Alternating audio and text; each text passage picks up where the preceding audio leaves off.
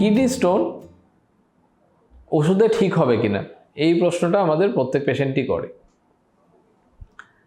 Kidney stone ওষুধে ঠিক হয়, বেরিয়েও যায়, কিন্তু কোন স্টোন বেরোবে কোনটা বেরোবে না সেটাও জেনে নেওয়া দরকার। যে স্টোন বেরোনোর কথা নয় সে স্টোনকে অযথা বছরের পর বছর ওষুধ খেয়ে গেলে সেক্ষেত্রে কিডনির ক্ষতি হয় এবং অনেক ক্ষেত্রে দেখা যায় কিডনি সম্পূর্ণরূপে নষ্ট হয়ে যায়। স্টোনের সাইজের ওপর ডিপেন্ড করে যে সেই স্টোন বেরোনোর সম্ভাবনা আছে কি নেই। আমাদের কিডনির যে পাইপ যেটাকে বলে ইউরেটারের ডায়ামিটার হচ্ছে 5 মিলিমিটার। 5 মিলিমিটার বা তার থেকে ছোট স্টোন তার বেরিয়ে যাওয়ার সম্ভাবনা বেশি। কিছু কিছু ক্ষেত্রে কারোর ইউরেটারের ডায়ামিটার ছোট হয়, তাদের ক্ষেত্রে ছোট স্টোনও আটকে যেতে পারে এবং নাও বেরোতে পারে। এবার 5 মিলিমিটারের বড় স্টোন হলে তার বেরোনোর সম্ভাবনা ধীরে ধীরে কমতে থাকে। আমরা 6 মিলিমিটার 7 মিলিমিটার অবধি স্টোন ওষুধের মাধ্যমে বার করার চেষ্টা করি, কিন্তু তার থেকে বড় স্টোন হলে তাদের সম্ভাবনা ক্রমশ কমতে থাকে এবং ওষুধের মাধ্যমেও অনেক ক্ষেত্রেই দেখা যায় সেগুলো বেরোয় না।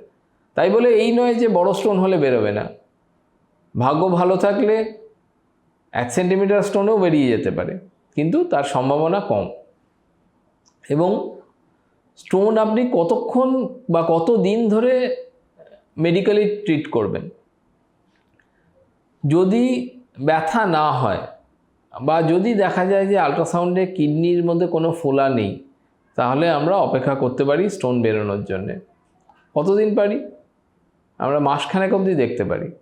মাসখানেকের মধ্যে যদি দেখা যায় যে স্টোনটা নিজের জায়গা থেকে আরও নিচের দিকে যাচ্ছে এবং কিডনির ফোলা বাড়ছে না, সেক্ষেত্রে আমরা আরও 1 মাস ওয়েট করতে পারি। কিন্তু একটা স্টোন যদি একটা জায়গায় আটকে থাকে এবং সেটা যদি নড়াচড়া না করে, যদি 1 মাস পরের আল্ট্রাসাউন্ডেও দেখা যায় যে স্টোনটা একই জায়গায় রয়েছে, সেক্ষেত্রে কিন্তু সেই স্টোনটা না রেখে দেওয়াই ভালো। কারণ স্টোনটা ওই পাইপের মধ্যে যে জায়গাটা আটকে রয়েছে সেখানে সে ঘষে সেখানে যে লেয়ারটা থাকে সেটার আস্তরণটাকে তুলে দেয় এবং তাতে একটা ঘায়ের মতো সৃষ্টি হয়। এবং পরবর্তীকালে যদি স্টোনটাকে অপারেশন করে বারও করে দেওয়া হয়, ওই ঘাটা শুকোনোর সময় অনেক সময় রাস্তাটাকে ছোট করে দেয় এবং তার থেকে ইউরেটারিক স্ট্রিকচার মানে কিডনির পাইপটা সরু হয়ে যাওয়ার একটা প্রবণতা থাকে। এবং তাতে কি সমস্যা হয়, এরপরে যা একবার স্টোন হয়, once a stone former always a stone former, তার ভবিষ্যতে স্টোন হওয়ার প্রবণতা থেকেই যায়।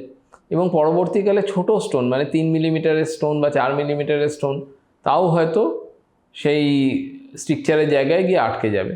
এবং স্ট্রিকচার যদি খুব খারাপ হয় সেক্ষেত্রে অনেক সময় দেখা যায় যে কিডনির ফোলা আরও বেড়ে যাচ্ছে এবং ধীরে ধীরে কিডনির ফাংশন কমতে থাকে।